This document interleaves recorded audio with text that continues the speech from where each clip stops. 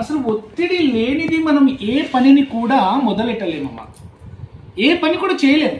కానీ చాలామంది ఒత్తిడి వద్దు వద్దు మాకు రావద్దు అంటుంటారు, కానీ ఒత్తిడి లేకుండా ఏ పనిని మనం చేయలేము.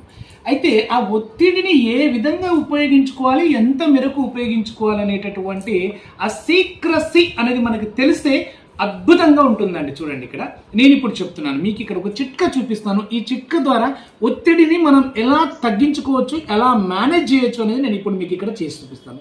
నా చేతిలో పెన్సిల్ ఉంది, ఇక్కడ పేపర్ ఉంది. ఇప్పుడు నేను ఒక పేరు రాస్తున్నానండి. అవసరం మేరకు నేను ఒత్తిడిని ఉపయోగించుకుంటాను.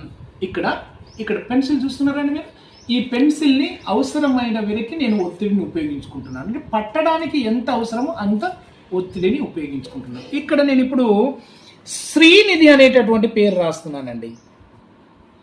ఓకే, శ్రీనిధి పేరు రాశాను.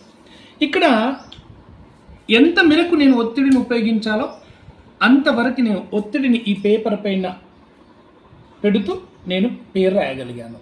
అద్భుతంగా పేరు రాసేసానండి. ఇలా ఉంటే ఇది స్ట్రెస్ మేనేజ్మెంట్కి అనుకూలంగా ఉంటుందన్నమాట.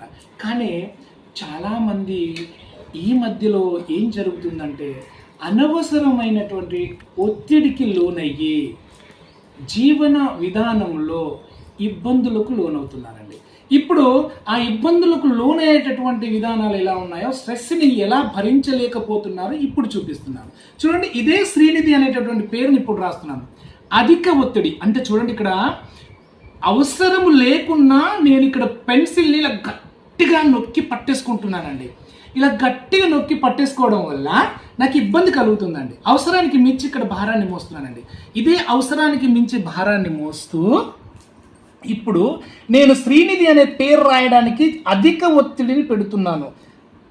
చూడండి,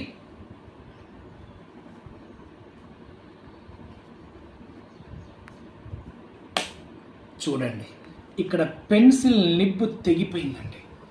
చూశారు కదా, పెన్సిల్ నిబ్బు తెగిపోయింది. కారణం ఏంటి? అవసరానికి మించి నేను నా వేళ్ళతో పెన్సిల్ని గట్టిగా పట్టుకొని స్ట్రెస్ చేయడం వల్ల, అదే స్ట్రెస్ మూమెంట్తో నేను ఇక్కడ శ్రీనిధి అనే పేరు రాయడానికి ప్రయత్నం చేస్తున్నప్పుడు ఈ పెన్సిల్ యొక్క నిబ్బు తెగిపోయిందండి. అంటే అవసరానికి మించి అనవసరంగా మనం ఈ స్ట్రెస్ని ఉపయోగించుకుంటున్నాం అన్నమాట. కాబట్టి స్ట్రెస్ మేనేజ్మెంట్ అనేది అవసరం.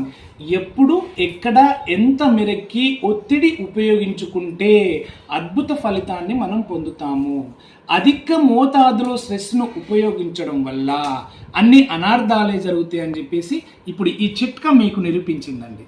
సో ఇప్పుడు చెప్పండి, అనవసరమైనటువంటి ఒత్తిడిని పక్కన పెట్టేసి అవసరం ఉన్నంత వరకు ఒత్తిడిని ఉపయోగించుకునే అద్భుతమైనటువంటి జీవన శైలిని మనం కొనసాగించుతున్నాం. ఓకేనా?